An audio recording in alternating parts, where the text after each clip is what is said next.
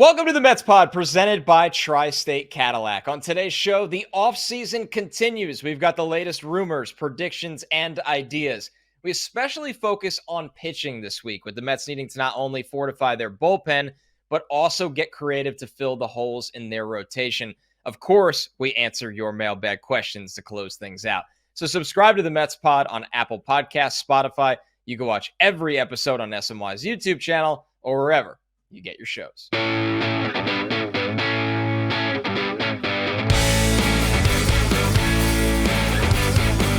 What's up, everybody? Welcome to the Mets Pod, presented by Tri-State Cadillac. Visit your Tri-State Cadillac dealer today and subscribe to the Mets Pod at Apple Podcasts, Spotify, or wherever you get your podcasts. If you'd like to drop us a review, drop us a mailbag question with that review, and it'll take priority. Watch us on YouTube, and also ask mailbag questions in the comments under the show there as well. I'm your host, Connor Rogers, joined as always by my co-host, Joe DeMayo. Joe, the offseason rolls on. A lot of rumors so far, some minor additions. The latest one is Rico Garcia, another depth arm on a minor league deal for this system. But what we're keeping an eye on is some of the big name rumors. How are we holding up? Hey, the way I look at this, Connor, glass half full. Nothing has really happened yet, but that just means we're one day closer to things happening. So we're getting there. This is the nature of the baseball offseason. You often will see some activity before Thanksgiving, and then they take kind of like a break almost for Thanksgiving, and then close to the winter meetings, and then things should heat up in the month of December. But hey, I'm here for every single rumor every day. Let's do it. It reminds me of when they signed Dellin Betances right before Christmas, and it was viewed as like the big Christmas present kind of thing, and it was a holiday deadline aspect to it. You're right. It is funny how just baseball business and operations does kind of work around the holidays, where it feels like a lot of sports, holidays wouldn't exist, is how I would frame it, Joe.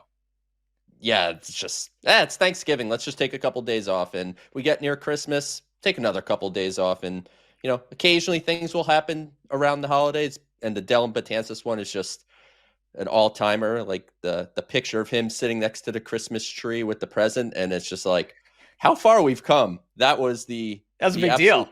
That was the prize, and I think he got 2 years, 10 million or something like that.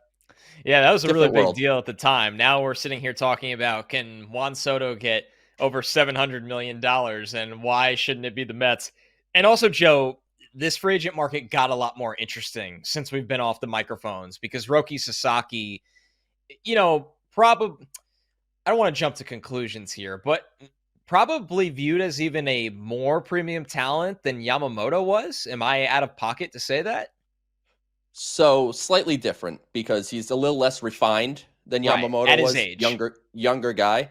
But I've talked to a couple different people throughout the sport about him, and they said, if you could give me 3 pitchers in the entire world with better stuff than Roki Sasaki, I wish you luck in doing that.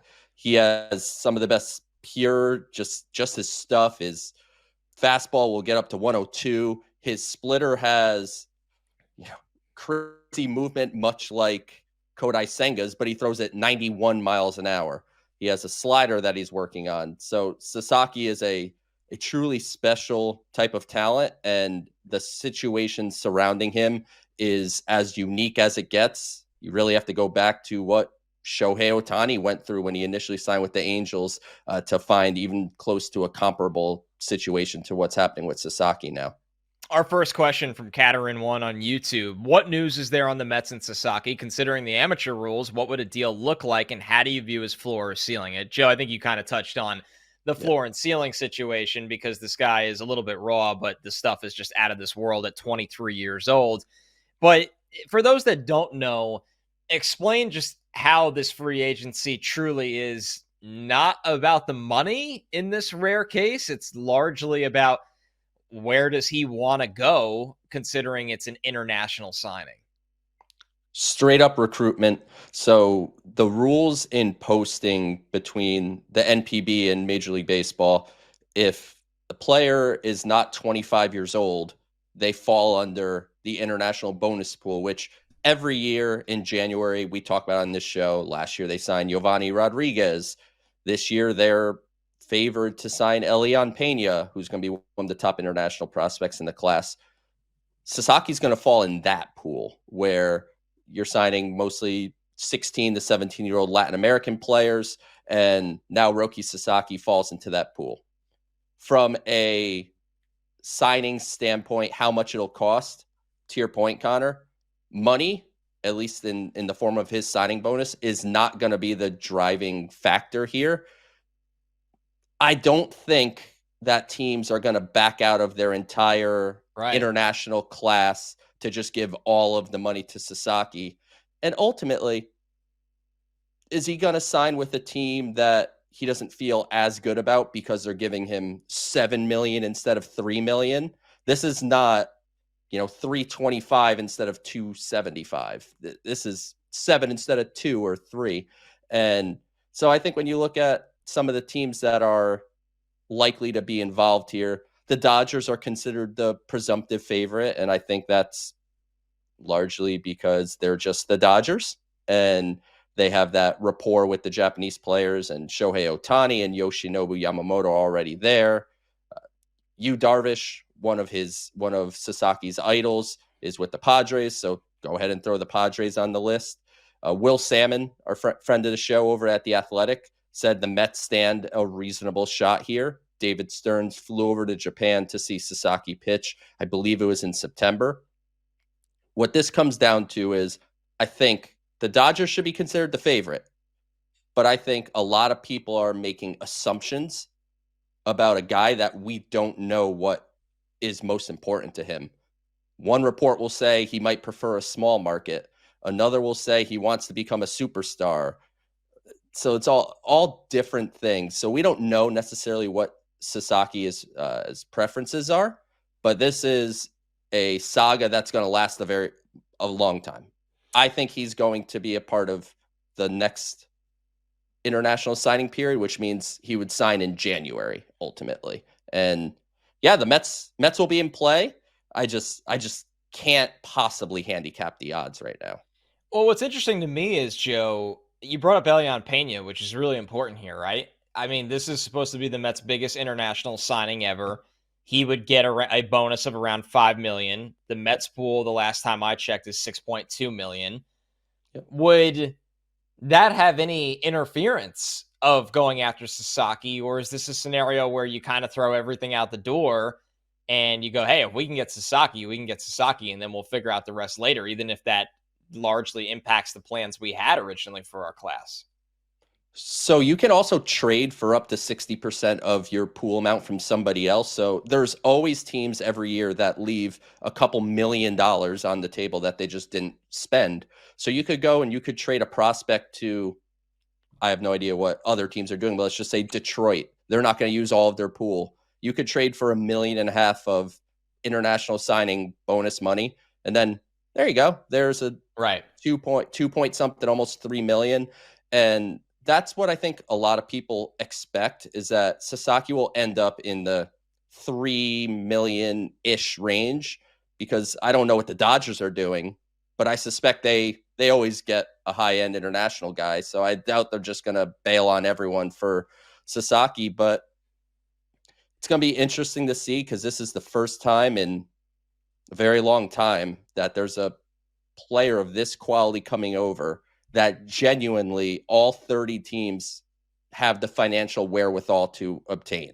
And just comes down to an old school recruitment and him deciding what he thinks is the best for him. Yeah, this is why David Stearns gets paid the big bucks, right? You figure out how to kind of move all the chips around and allocate the resources needed. And this, to me, Joe, it's not one where, if the Mets don't get Sasaki, I don't look at this as a situation of, another guy not believing in their infrastructure. I think you nailed the top of this. This is such a unique situation that, we just don't know anything about the guy.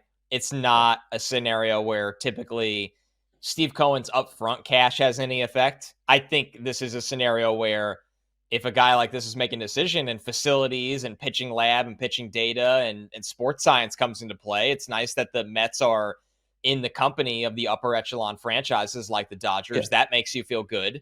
in these scenarios, Joe. But, And go ahead. And one thing to add too, the Japanese culture is big into respect, and Oh, yeah. David Stern's going there shows a sign of respect. But also, word travels really quick amongst Japanese players. It is well known over there that the Mets handled Kodai Senga fantastic upon his transition to the United States. It's well known that the meeting with Yoshinobu Yamamoto went great, and the Mets, if the Dodgers didn't match the Mets deal, Yamamoto was probably signing with the Mets for $325 million.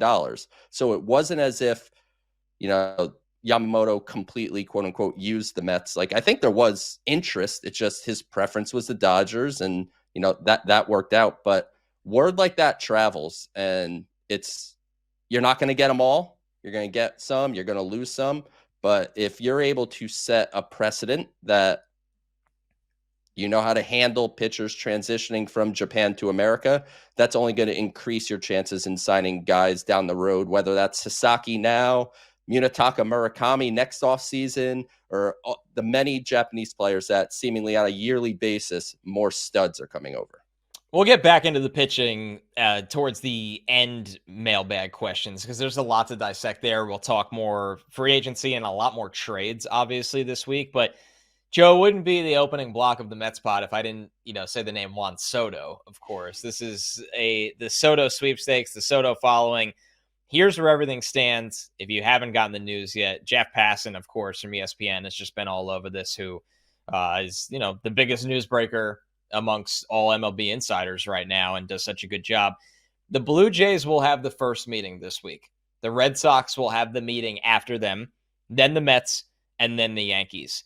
I don't think it's shocking that those are the four teams that are confirmed in on Juan Soto, Joe. I guess the Red Sox have not really operated like the Boston Red Sox in recent years. There's a lot of different things going on with their ownership group, but I mean, obviously we're on the Mets pod. We're rooting for Juan Soto to be a Met.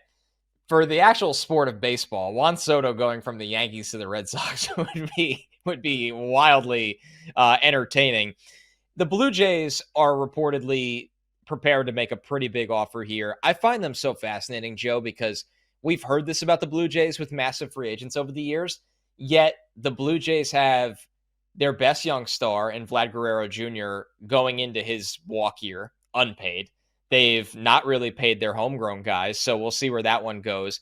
And the most important nugget here on the Mets pod is another from Passan. Francisco Lindor is involved in this pursuit of Soto, and I think I'm not going to pretend that that's some crazy upper hand here, Joe, but I think it matters a lot because I think when you look at Aaron Judge's presence for the Yankees, obviously that's probably an aspect of playing for the team that Soto really enjoyed, hitting in a lineup with Judge, the numbers they were able to put up together until it ran out in the World Series. Having Lindor is stability for the Mets, and something the Mets have really missed, I think, since David Wright, which is crazy because they made a World Series largely without David Wright until he came back at the end. But Wright was really, unfortunately, with his health problems, kind of a come and go for those couple years there. It's been a long time since the Mets have had stability in terms of an icon on the team, a franchise superstar. And that's exactly what Lindor is. And I think it's another element to this besides Steve Cohen's hundreds of millions of dollars that will be offered, Joe, that are really, really important when you're trying to land a premier player in his prime that's making the biggest decision of his life. You're going to have Steve Cohen flying out there. I don't know this for sure. I'm going to go out on a limb and say David Stearns will probably be joining him, and Carlos Mendoza very well may be joining him as well. They can make every pitch in the world. They could have a PowerPoint or a bind, whatever they have of all the great reasons why Juan Soto should choose the Mets and everything they can do for him and what he can do for the Mets. That's executive push. It's a different thing to hear from the leader of the team to say, this is how it really is here. And we know Lindor and Soto have a good relationship. Right. So I think it's an added benefit to have the leader of your team and, call him a captain, don't call him a captain, whatever. Being able to step in and really explain to Juan Soto why he thinks the Mets would be a good choice, short of just like, hey, I want someone really, really awesome next to me in the lineup so we could try to win a World Series. But it is an added touch.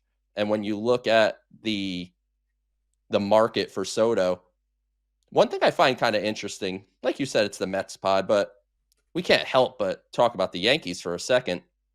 Is it a little funny to you that they're getting treated the same as everybody else, and Hal and Cashman and Boone have to fly across the country to meet a guy that was on their team for a year?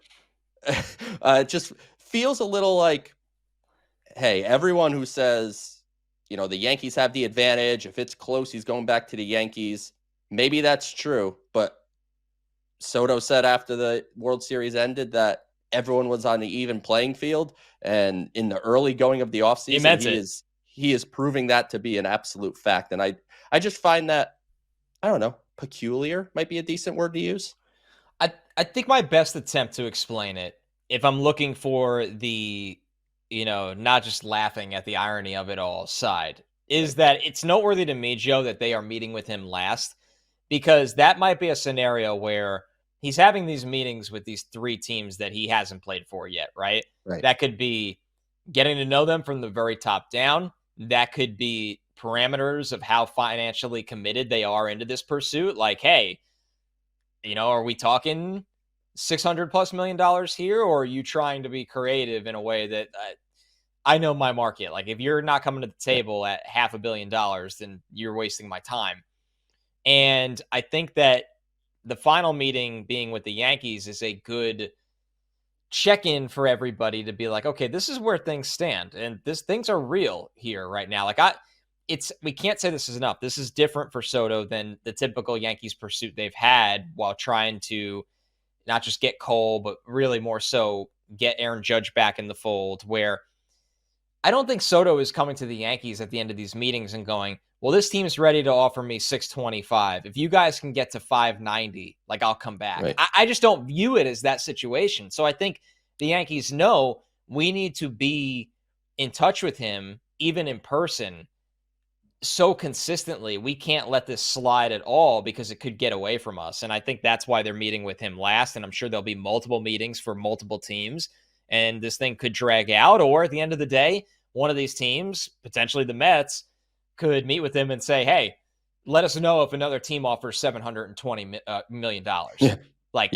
That's how serious we are. I'm, to me, while following this is fun, and I'm enjoying it week by week on our podcast, the stories that are going to come out after this, to me, Joe, are more interesting than anything leading up to it. Because I want to know, is this one of those times where a team doesn't even play the game of, yeah, we'll offer you $500 million over 10 years. Like, we just know this thing's going to get so far away from that. Right. We're not going to waste anyone's time.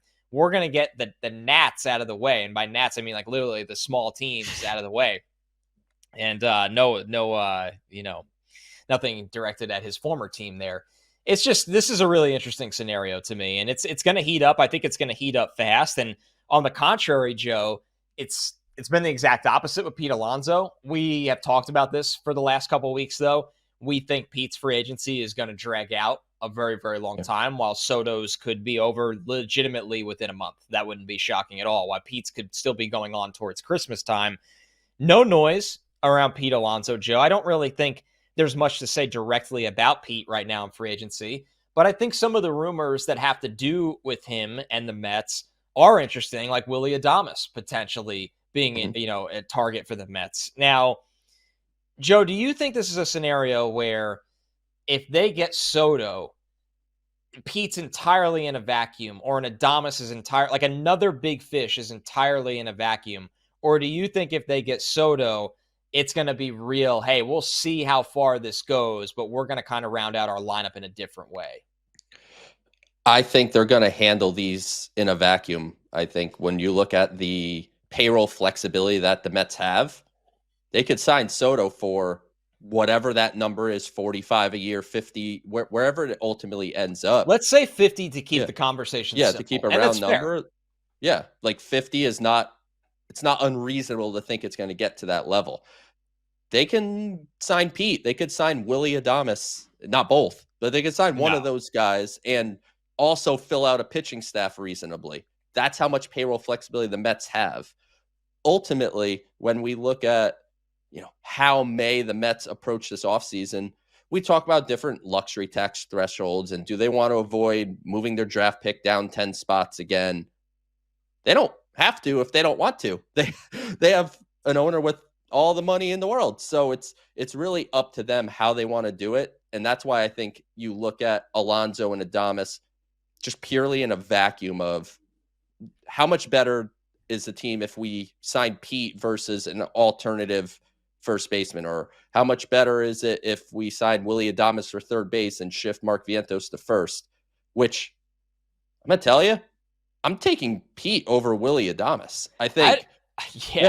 I'm not nuts about Adames. Let me make this very clear. Yeah. I'm not even nuts about giving Pete a 7-8 year deal. Like, I think that there's a combo there, but yeah, I don't look at this as a unique scenario to upgrade over Pete. I think Adames, there's a lot more risk there than a lot of people want to portray. Willie is probably going to get a bigger contract than Pete is, I would guess. He'll get premium position, sure, younger. Where he plays. Yeah. Right. You're going to take him and move him to third base, which theoretically he could play, but he hasn't played it. He's just been a shortstop. And then you're taking Mark Vientos and shifting him to first, and he's played that a little bit, but you're now essentially doing two new positions on the infield. And I mean, let's call a spade. Willy Adames is not as good as an offensive player as Pete Alonso is. I mean, it is that simple. So to me, I think the interest in Willy Adames is David Stern speaking to what he said in his media availability. The whole player universe is open to us. So they're going to talk to everybody, and they should. I've talked about my reservations about Corbin Burns. The Mets should still talk to Corbin Burns. Right. Who the heck cares what I think, right? But Pete Alonso, to me, better offensive player, familiar with New York. And also, if you sign Willy Adames, this may not matter to a lot of people listening, but it matters to the Mets, and it matters to me. You're also giving up 2 draft picks. You're giving up $1 million of international bonus money. Hey, you want that Roki Sasaki character we talked about 15 minutes ago? Tough to sign 2 qualifying offer free agents and pull that all together. So it'll be fascinating to see how the Mets kind of approach it. But if you told me I had a choice, Pete Alonso or Willy Adames, I'm taking Pete Alonso 100 times out of 100, and keeping Mark Vientos at third, and that's how I would build it. You're listening to the Mets Pod presented by Tri-State Cadillac. Subscribe to the Mets Pod at Apple Podcasts, Spotify, SNY's YouTube channel, or wherever you get your podcasts. All right, let's go down on the farm, and this is a good one, folks, because Joe has a new top 30 out on SNY.TV. This thing is jam-packed with details. I mean, literally in-depth note after in-depth note on prospect after prospect. Joe, we talk a lot on this pod about Jet Williams, who's number 1, Drew Gilbert, who's number 3. I kind of want to comb through this and tell you what stands out to me as somebody who's not as deep in the prospect world as you, but is as diehard of a Mets fan and does this podcast where I know the names on the top 30, but where they're shifted could surprise me without the context. I want to start with number 8, which is Jesus Baez, who, I mean, you have the MLB ETA 2027, so let's be fair. Like, he's entering his age 20 season. He's far away. But for those that don't get to keep up with the low A affiliate of the Mets and even Brooklyn ball, where is Baez at after this season, and how did he crack the top 10? So in my update that I had during the summer, I believe I had him somewhere in the neighborhood of 12 or 13. Like, he was just outside the top 10. He is just someone that everyone I speak to raves about. And he had an injury in July that ended his season. He tore his meniscus, so he's been out. Sounds like he should be good to go for spring training or thereabouts. He is barrel control, exit velocities plus. Like, this is, upwards of 110 miles an hour and better at times. Really has power that he's finding at a low level, where often even players with power potential don't really develop the home run power until they get into more of the upper levels of the minors. And Baez has found it kind of right away. And what stands out to me is a guy with his level of power and skill set at the plate. He doesn't swing and miss all that much. He had a 16% strikeout rate. He had an elite number on zone contact, so he's not swinging and missing at pitches in the zone. He could stand to chase a little less. I think he's an aggressive hitter that at times will, expand the strike zone, and he'll have to learn as he develops through the minor leagues.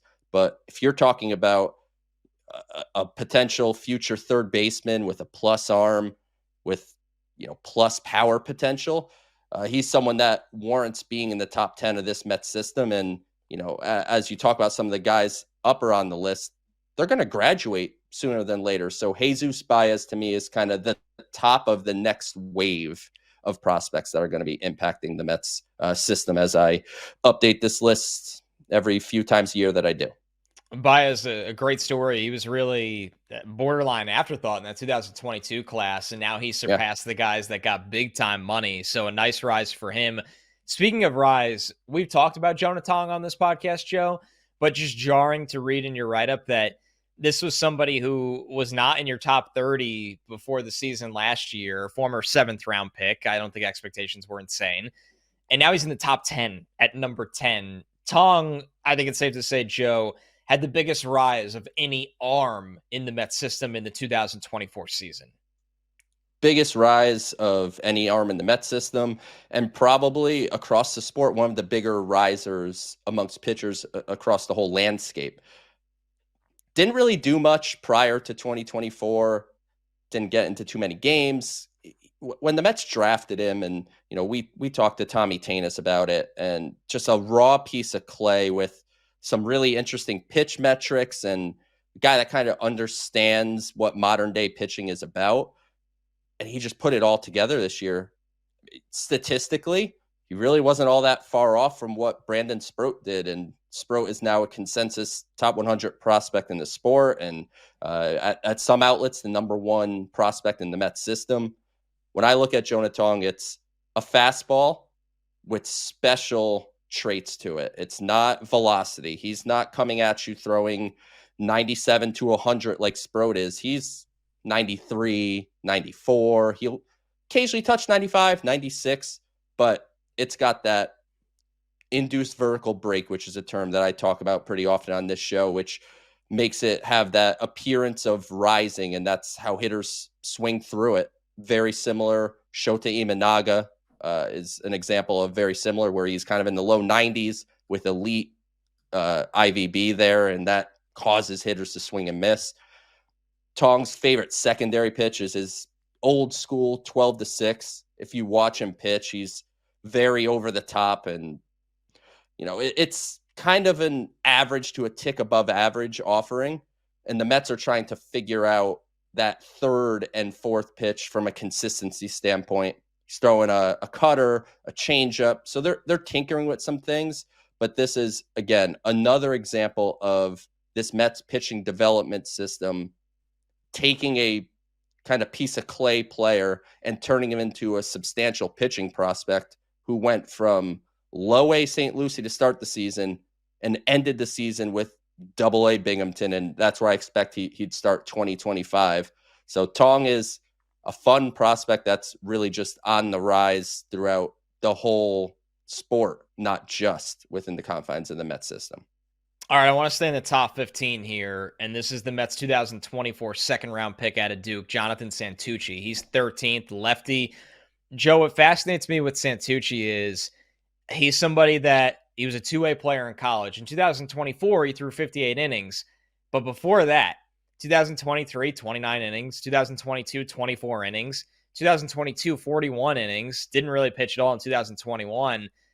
Like, this is someone that the Mets saw and said, actually, no, we like that you went really full pitching in 2024. We like the stuff. The strikeout stuff from my amateur eye, Joe, seems absolutely insane for this guy. Yeah, Santucci, as you said, former two-way player, and coming into this season, most public rankings and people around the league saw him as a first-round pick. And He missed time with some injury, so that's why you see the limited innings pitched this year. But fastball up to 96, up to 97. His slider is a true plus offering. The changeup is his third pitch right now. He needs work on it. Ultimately, when he was at Duke, and this is something that we'll talk about a lot with pitching prospects, you don't really need a full arsenal to get through high school hitters, college hitters when you're throwing 96 with a wipeout slider. So a lot of these guys aren't focused on building out a full repertoire.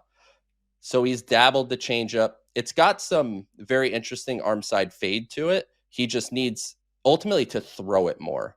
And the Mets believe this is a guy with, certainly untapped potential and just raw stuff, and the ability to, if he's able to really put this whole package together, he could easily be a mid-rotation starter.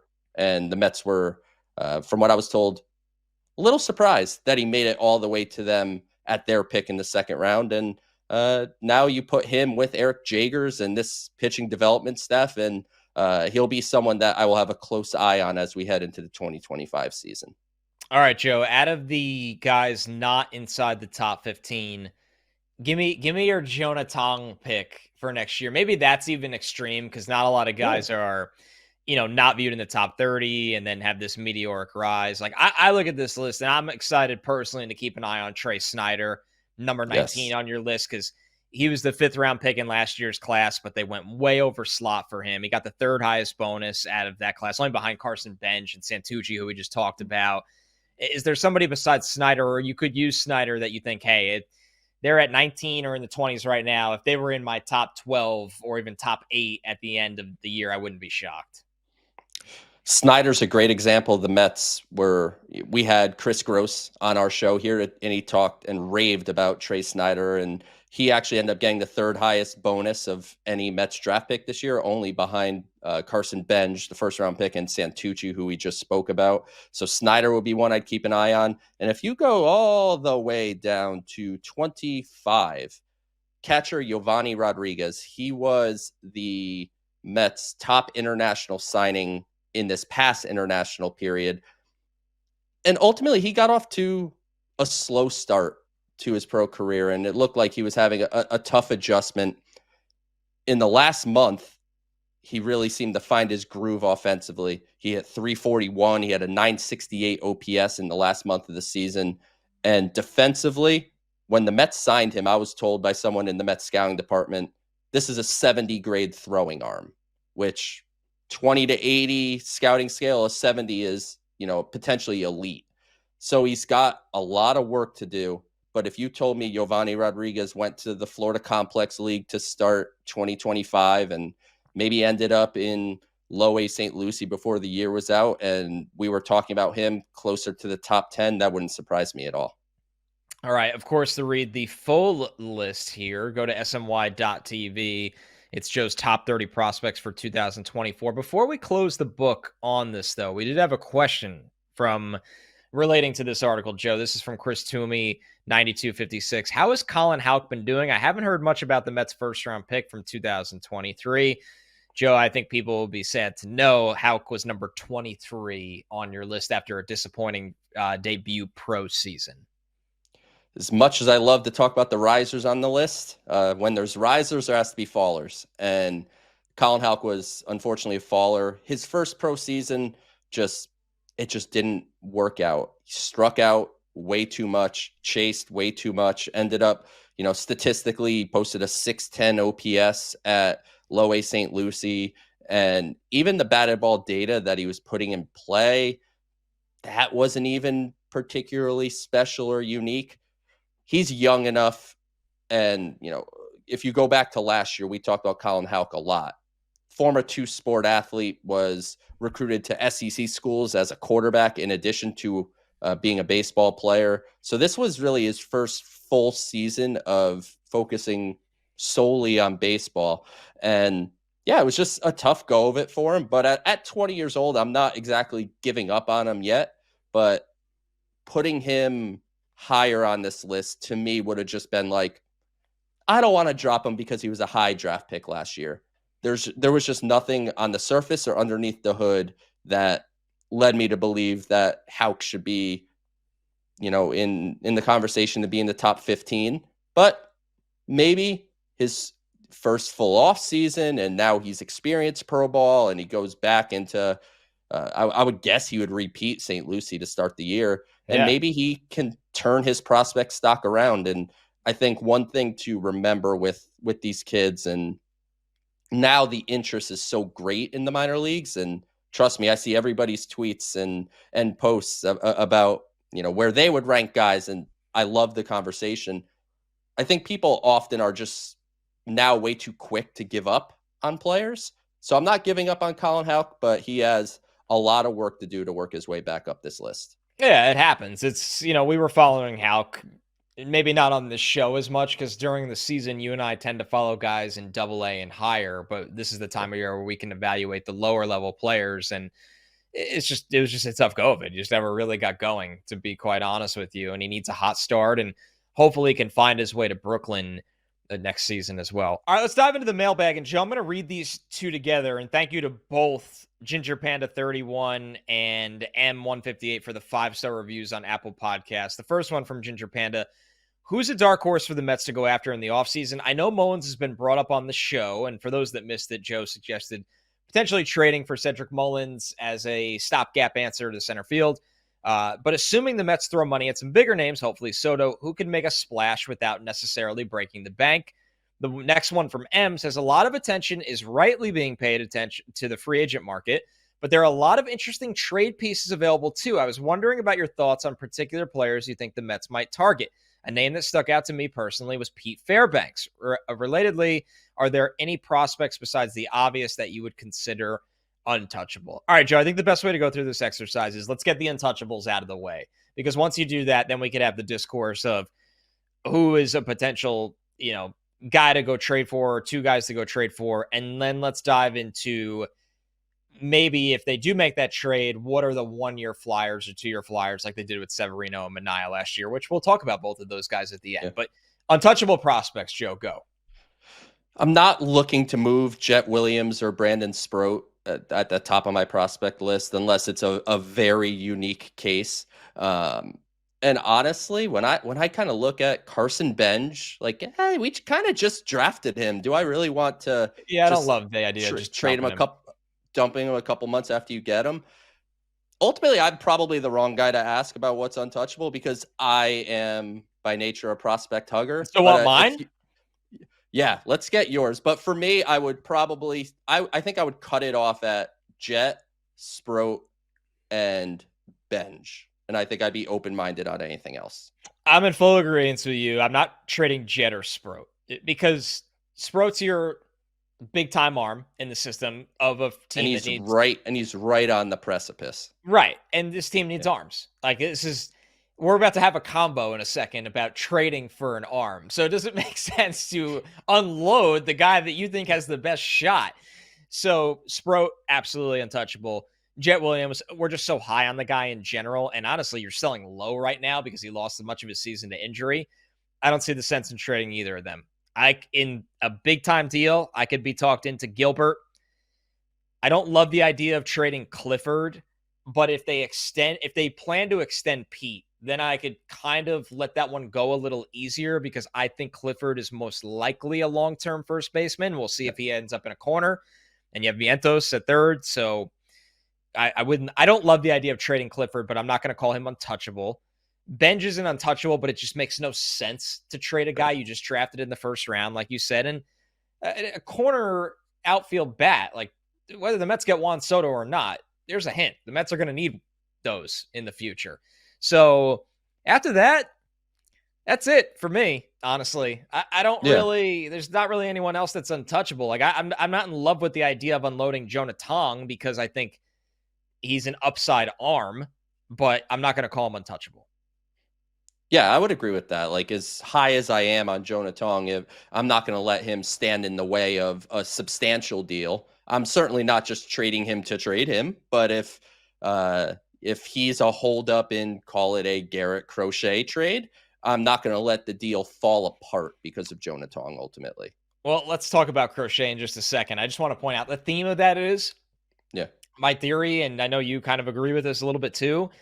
It's easier to trade position players in a sense when you're the New York Mets, because the reality is the New York Mets financially can go out in any offseason and go, oh, we have a hole in corner outfield. Oh, we have a hole at third base. And they can buy away their problems more often than not. Yeah. I don't buy into that with pitching, because if somebody said, well, you can go do that with Corbin Burns, I don't think that's the same kind of sound investment, right? Is signing a 30-year-old pitcher to a 6 or 7 year deal. That's not necessarily the same investment as a position player. So that's why I'm very hesitant to give up any arms in the system. But speaking of that, sometimes you got to give to get, Joe. Garrett Crochet, I think, is to quote the very Scott Boras type line, an apple to our eye. we need Scott on the show so we could just throw some puns at him and see how it goes. But Garrett Crochet is my personal top trade target. When I look at the free agent market, I see plenty of options that intrigue me. I'm into Walker Buehler. I'm into Matthew Boyd. I'm kind of into Yusei Kikuchi, depending on where that goes. Shane Bieber, we talked about him on the show. Kind of less into the Corbin Burns. I'm less into the Max Fried. Right. But if you have an opportunity to acquire a potential frontline starter that will cost you financially approximately $3 million this year, and he's a couple years away from free agency. He's reportedly open to an extension, and you could maybe sign him to a more team-friendly extension than you would a guy that is just straight up a free agent. As we know, the market is going to be crazy for pitching this year, like it is every year. With Crochet, it's not all pros, right? Like, the pros are there.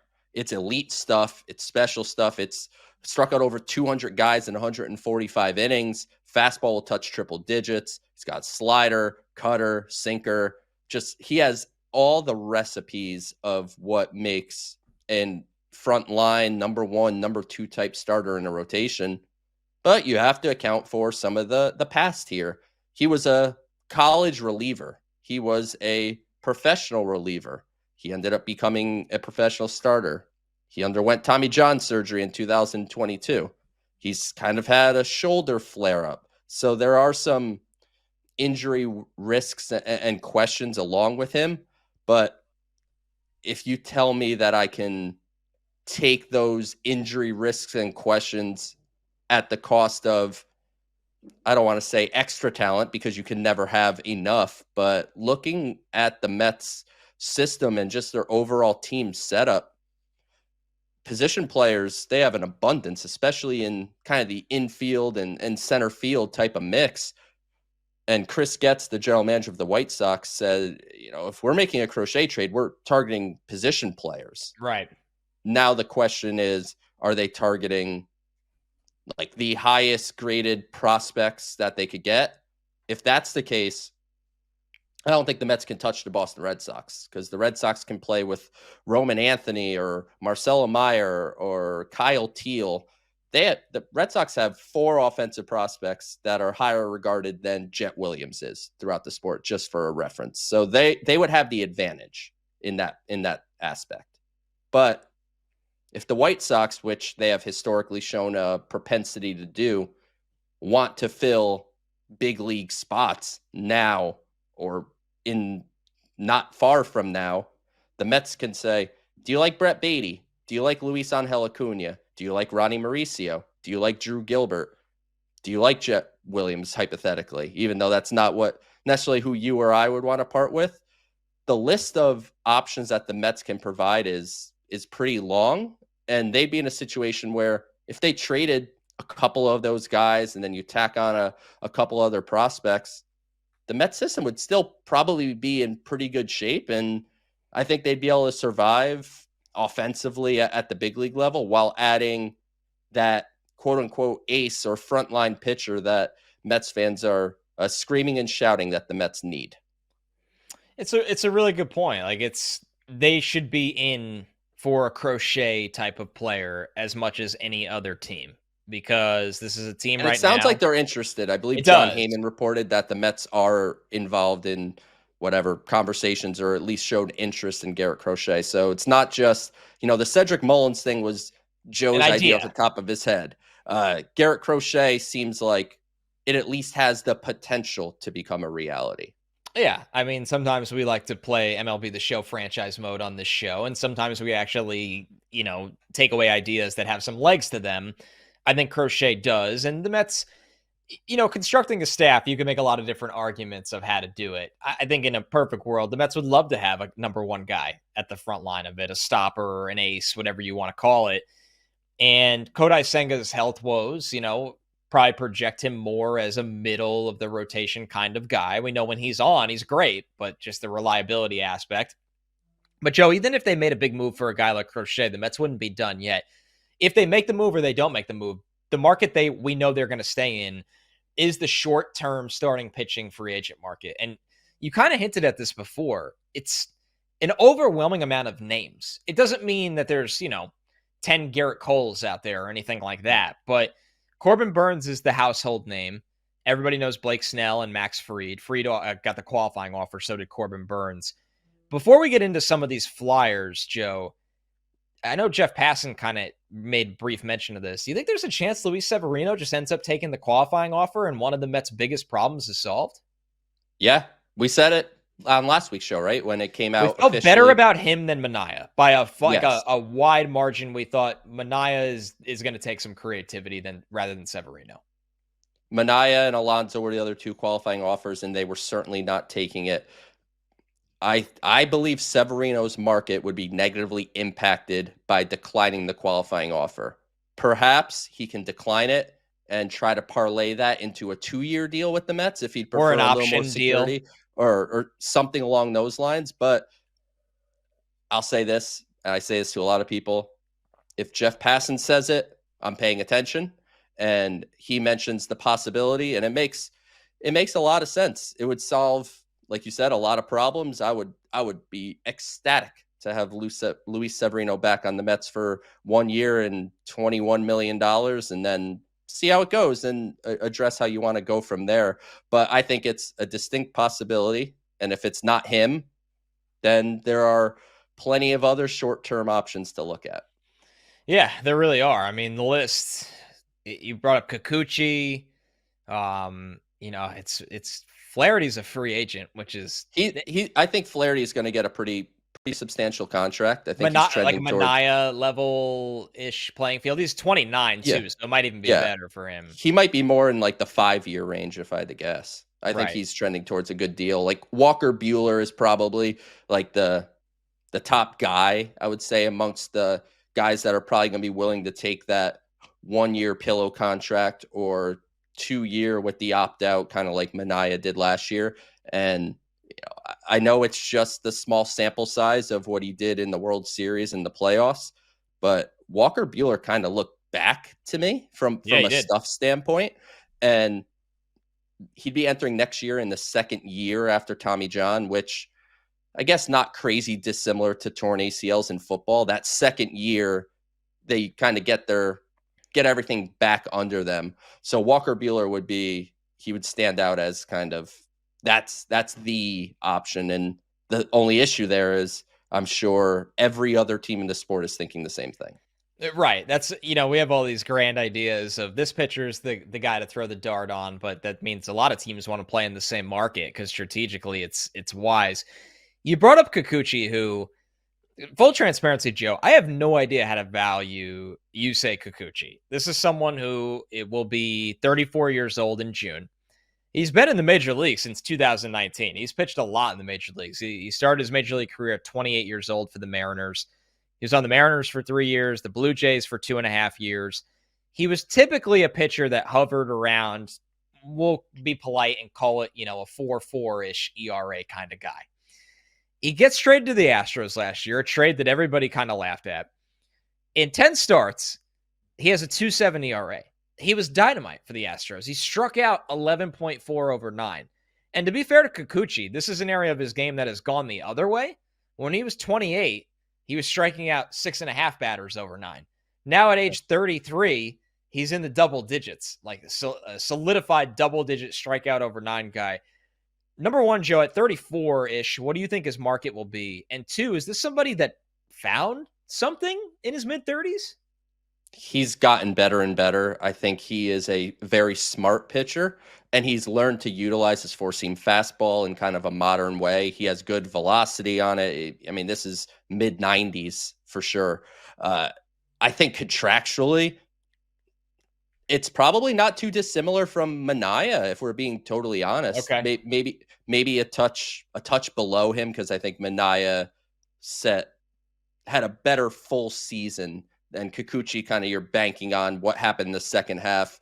He's got a better resume, Minaya, yeah, I think. Yes. Yeah, I think so too. Kikuchi's a guy much like in the vein of Minaya. If I could have him for 3 years, I'm intrigued. If it gets to a fourth year, that's kind of where I start to back up a little bit. But that's just another arm, swing and miss stuff. His control took a step forward this year, which has kind of always been a bit of a bugaboo for him. Walks have always been troublesome. Got better this year. So I don't know what he necessarily found as far as throwing better strikes, but the swing and miss stuff is absolutely legitimate, what you say, Kikuchi. All right, we're going to continue the talk around all this deep pitching market. We'll get more into the bullpen as well. The weeks are going to go on. The whole market's not going to dry up in 7 days. This is the Mets Pod presented by Tri-State Cadillac. Visit your Tri-State Cadillac dealer today. Remember to subscribe to the show at Apple Podcasts, Spotify, or wherever you get your podcasts. Leave us a review with a question like both M and Ginger Panda did today. Thank you for the 5-star reviews. We'll look for those for a future mailbag. And of course, you can watch the show on SNY's YouTube channel. Become a subscriber over there as well. Thanks so much, everybody. We'll talk to you next week.